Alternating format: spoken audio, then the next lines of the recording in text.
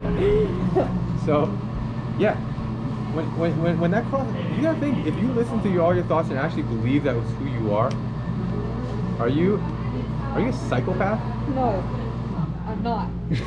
Yeah. How many times have you thought about killing me? Like, what's wrong with you? So, We don't want to get into Trinity, we went over this yesterday, which is, what is fear? It's False evidence appearing real. Yeah, yeah. the evidence. Good job, Trinity. The evidence are your thoughts. So when you end up being scared of speaking up to someone else, that's just you being in your own prison. Like, imagine if you were untethered and you were able to express yourself any way you want. Wouldn't it be the perfect Trinity? Like, Be dangerous, but yeah. yeah, everybody would want to hang out with you and stuff, and, right? So that's a little bit into mindfulness, but ultimately we're gonna talk about self-management, okay? Because we talked about this yesterday, but you live in a prison in your own mind. Prioritize your mind. So a lot of people want to set goals. I want to work hard. I want to be a team lead. I want to get a promotion. I want to be the most successful entrepreneur ever, whatever it is, right? But that is wrong, because goals are wants and desires. Wants and desires lead to unhappiness. Because if you want something, you desire something, you're looking forward to the future. So if you're looking for the future, or you're ruminating about the past, then you're not living in the present. So I want you to think about it in a different way. Is I want you to be aware of your habits and be able to set goals for habits.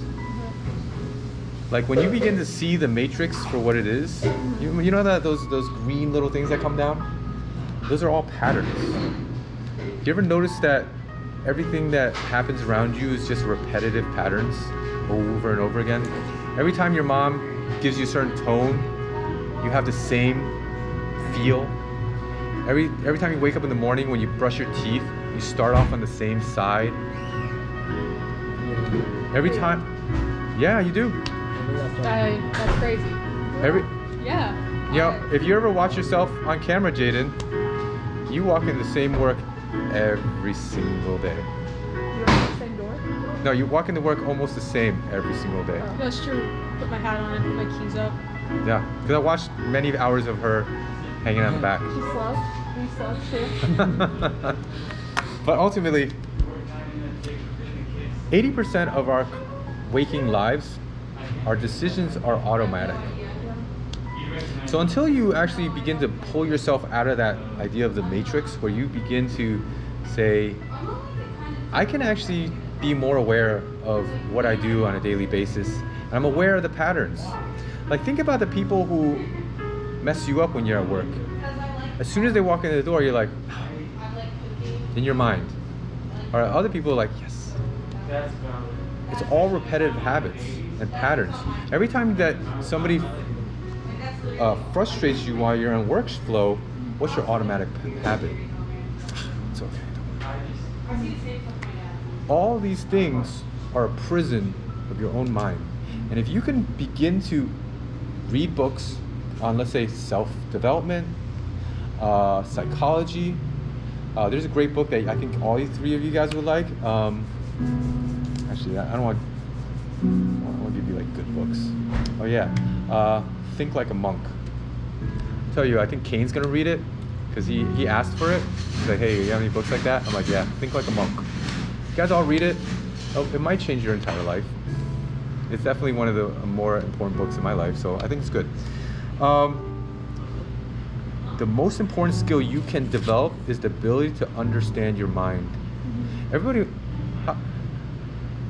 doesn't self-help sound derogatory? Yeah. Like when people like, you read self-development, you mean like self-help? Ooh, you need self-help. Yeah, yeah. You know, I bought my mom a Tony Robbins book once, like a long time ago, and she like didn't talk to me for like 3 months. Oh my god. She told my dad, she's like, tell him that I don't know why he thinks I need help. Like, you know, so ultimately, like, everyone wants to read about everything else, about writing books, about everything else other than what's most important. If you focus on what's inside your mind, then man, that parabolic move will happen sooner and faster. You don't have to wait till you're 40 like me, figure all this shit out. You know, I just started reading really a lot of like books about a lot of things until maybe like 8 years ago. And that's like 7 years ago, 8 years ago, and then when all the crazy shit that happened here in Carrollton that I'm not going to talk about, but it's traumatic, I finally realized that I needed to be different and learn more things. Okay, instead of just being good at business, I had to be a better person, better manager, a better whatever. Okay, so the cause of all suffering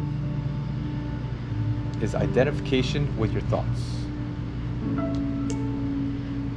When you believe your own Kool-Aid, you believe that you're fat, you're skinny, you're unhappy, you're happy, you're a good person, you're a bad person, it all leads to unhappiness. When you believe you're happy, you're probably not. And when you aren't happy, then all of a sudden you start saying, I'm happy, I'm not happy, then it's a weird, strange situation, okay? I'm gonna give you one thing that I think you guys already learned yesterday, which is live in day-type compartments. Work-life balance, remember we talked about this yesterday? If you drag in personal stuff into work, are you ever gonna be successful at work? Are you ever gonna be the upper echelon of what you want to be? No. But that's what you guys do. Bye, guys. Bye. When you end up bringing your work home to you, the stress that you have at work, don't you end up like some of your parents' friends or your parents themselves who all of a sudden can't focus on you? I'd rather stay later for work till 7 and then go home and hang out with my kid for 1 full hour. Then get home at 5 and mindlessly be doing stuff while he's doing stuff. Which one would be better for you as a kid? To our full attention. Yeah. You know, at this point, you probably just don't want to hang out with your parents because you guys are teenagers, totally understand that. But when you were younger, most likely that's what you would have preferred. Okay? I taught Dale Carnegie class on how to stop worrying and start living. And one of the key principles is live in day-tight compartments. When you're at work, be at work. When you're at home, be at home. When you're inside the workflow, you're inside the workflow. You're not checking your phone. You're not gonna run into the back. When you see one trainee here, I use it. I might as well get a benefit out of this class, okay? Training a little bit. When you have an employee that's a trainee, and that is not your primary focus, and you're focused on everything else but them, because your job is so easy already. If it's already autopilot for you guys, then the lack of focus on a specific person leads to a lack of execution at that point. You never ended up being a good trainer because all you did was just focus on everything else but that, right? Talk about, hey, did you go to that movie last night? Yeah, whatever it is, okay?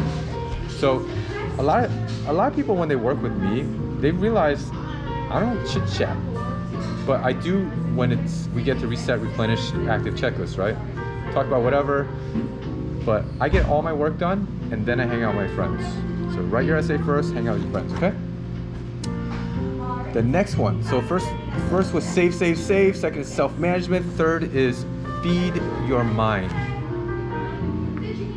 Learn to love learning again. Has school beaten out the love for learning at this point? And when I ask people to read books now, they have a hard time because they've learned how to try to read books in school way, and it's wrong. I'm going to give you a very simple way to read books. Just read the book, and if you miss a couple points, who fucking cares? What you're looking for is one fundamental change in your perspective. How many how-tos have you been on that really didn't make a shit of difference? But how many perspective changes have you had that didn't make a shit of a difference? Like after today, I didn't really teach you a lot, but your perspective changed a huge amount. Would you agree? That is what you're looking for in every single book that you read. That one thing that will change the direction of your life by 1 degree. Just think about it. If this parabola